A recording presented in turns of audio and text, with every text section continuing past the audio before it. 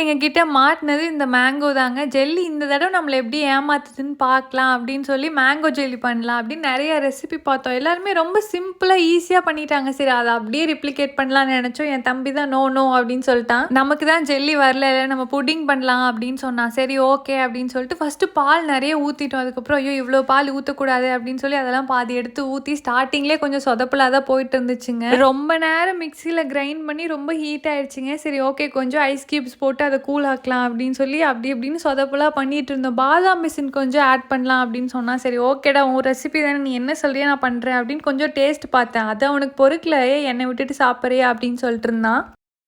எங்களுக்கு ஜெல்லி தான் வரலன்னு நினச்சோங்க. ஆனால் புட்டிங் கூட வராது அப்படின்னு தெரிஞ்சதுக்கப்புறம் தான் ரொம்ப கஷ்டமாக இருந்தது. அவங்க சொன்ன அளவுக்கு தான் அகர் அகர்லாம் போட்டோம். நல்லா மிக்ஸ் பண்ணோம். அது நல்லா மெல்ட் ஆகிற அளவுக்கு. அப்போ கூட எங்களுக்கு சொதப்பலாக தான் முடிஞ்சுதுங்க. சரி ஓகே என்ன மிஸ்டேக் பண்ணணும்னு உங்களுக்கு யாராவது தெரிஞ்சால் ப்ளீஸ் என்னோட கமெண்ட்டில் சொல்லுங்கள். பட் இதெல்லாம் வராதுன்னு தெரியாமல் நாங்கள் பாட்டுக்கு எல்லாம் பாதாம் மிஷின்லாம் போட்டு சூப்பராக மிக்ஸ் பண்ணி எல்லாம் ஃப்ரிட்ஜில் வச்சு சரி குல்ஃபிலாம் சாப்பிட்லாம் அப்படின்னு நினச்சி எடுத்துகிட்டு போய் சாப்பிட்டா அவன் சொன்ன ஒரிஜினல் ஆடியோ என்னால் போட முடியாதுங்க. ரொம்ப கேவலமாக இருந்துச்சு அப்படின்னு தான் சொல்லியிருப்பான். பாய் பாய். என் வீடியோஸ்லாம் உங்களுக்கு பிடிக்கும்னா மறக்காமல் ஒரு சப்ஸ்கிரைப் பண்ணிவிடுங்க.